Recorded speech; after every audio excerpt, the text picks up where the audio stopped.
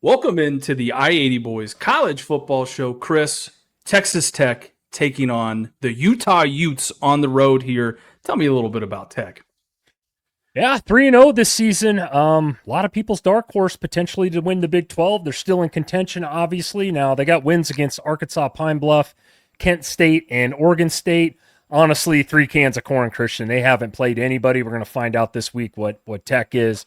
Offensively, man, they're putting up some godly numbers over there. That starts with quarterback Brennan Morton.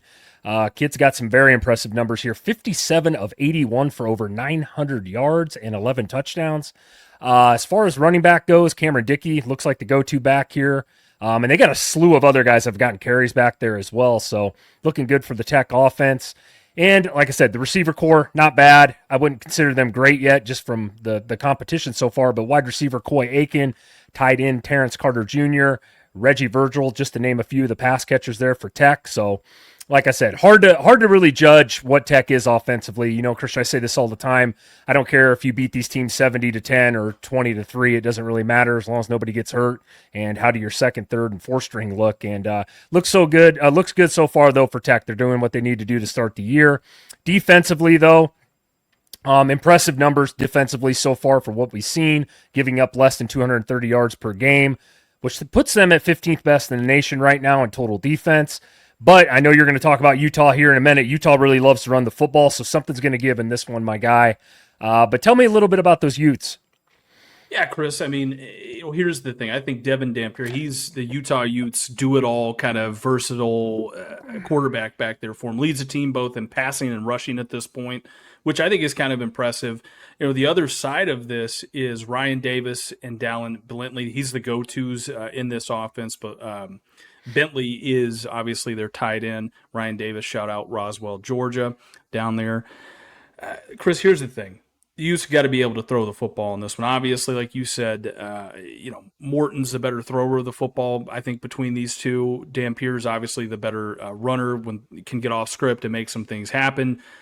Both of them, Utah to this point has played UCLA, which just fired their coach, so we don't know what really UCLA is and how you really want to quantify that. Probably the best team Utah has played was Wyoming up till this point. Wyoming's a hard program, they're not always the easiest program to play early in the season. I feel like they get upset here and there every so often. So, but they handled the business against Wyoming, so good for them. Here's the thing, Chris. When we talk about Utah and we look at the defensive side of the football here, Utah has always been known. They've made their bread and butter about being a hard-nosed, physical defense. They send guys to the league. The question that I have is, can they force Texas Tech to run the football? Morton, this kid, we talked about him earlier here, you did. He can throw the ball on him, all right? Right now, Utah is holding their opponents to about 8.3 points a game. And I know, like we talked about, they beat up on UCLA, who struggled to score against anybody, in Wyoming, what really that matters. They held Wyoming to just 108 passing yards, which I still think is worth something there. Look, they're going to have to get to Morton in this one.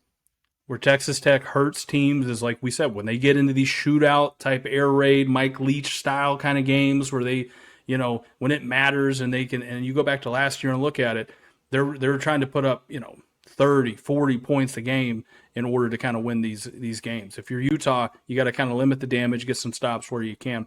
Chris, I want to talk on it before we get to the prediction here. You said it earlier here. This is potentially could decide the Big 12 championship at the end of the year. Who gets in, who gets out. This game does, but also this could have playoff implications in it too. Do you agree, or what do you think? I do. I would say so far this season, and I want your input on this as well. We talk about it all the time, right? Just the Big 12 being so open every year, right? There's always a slew of 5 or 6 teams, it seems like, at the end of the year with about the same record. And, you basically just pull a number out of a hat, and that's whoever gets in, right? I mean, Iowa State, for example, last year, Arizona State made the championship game. They were predicted to finish dead last. Both those teams were basically in the Big 12. Utah didn't have the season that they wanted to last year. Looks really good the part so far this season. Same can be said about Tech as well. Like I said, Tech's got some high expectations this year. I know they lived in the transfer portal as well. I'm with you. I do think these two teams are at definitely the upper tier, I would say, right now. I would throw Iowa State back in that conversation as well. What is Arizona State, Christian? We don't know. They did lose to my boys over there in Mississippi State a couple weeks ago. But, yeah, this has probably got some implications on it, I would say. You know me, I'm a big Utah fan, but like I said, Tech's a good team. They spent a lot of money this offseason to try to bring something to Lubbock. So what's your thoughts on that as well? I kind of wanted to get your side of that. It's a good question.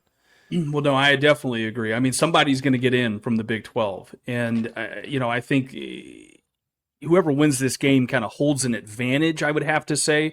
It was Iowa State going into to this one, but as we've seen, K-State, I think, would lose to the bye week at this point. So I can't really, and Iowa State struggled with whoever they played last week. Potato Arkansas University, State, I think, wasn't it, or something like that? Arkansas State, the Fighting Red Wolves. Yeah, they were struggling with them. So, it's kind of going to be interesting to see what happens. But I think Texas Tech is proving, hey, if you're like a Texas school, a school down south where you can get some boosters in there and you can get some money flowing into a program, hey, you can compete. Because like you said, they're signing kids, like they're signing 5-star kids out of high school now. And, that's eventually going to start doing something. I know a couple years ago, their coach, was it Joey McGuire? We talked about him a lot and like what we thought. We think he's a great coach. He's shown it over the last few years. Now with all that talent, can they produce? Can they get into the playoffs and crash the party and make some noise here? And that's kind of where I think I'm at with these two programs. Utah and Kyle Whittingham, man, they're it's not sexy, but they just win. They figure out ways to just batter you and beat you up and just win football games. And there's something in this new era of doing that where kids are running around with plush toys and painting their fingernails. There is something to be said about that, and you got to respect Utah and Kyle Whittingham for that. Getting into the score prediction here, Chris, I'll give it to you straight up. I got Texas Tech 24, Utah 28. Ooh, okay. We're on board here, basically. You said it best about Kyle Whittingham. He's one of my favorite coaches. I actually think, honestly, and I'd like somebody to debate me down below, I think he's the most underrated coach in college football. For the time that he's been there, what he's been able to do to Utah, of all places, I don't think any high school recruit just wants to go to Utah, right? It's got to be tough. I love his coaching style, love his personality. Like you said, they're a tough-nosed program, definitely the most physical team probably outside of Iowa State in that conference that plays smash mouth football. I respect that. As far as the score goes here, I'm on the same page here. I think, look, I know Utah's laying 3 here. I got this game being really close. I'm leaning Utah. I got Texas Tech 24, Utah 30. Why? I got to go with the better coach here right now, and that's Kyle Whittingham, in my opinion. I do like both quarterbacks in this game, but I do think Utah has an edge defensively here, and that's why I think they get the win. Plus, Tech's got to go on the road, go play up in the mountains over there. So give me Utah in this one, Christian.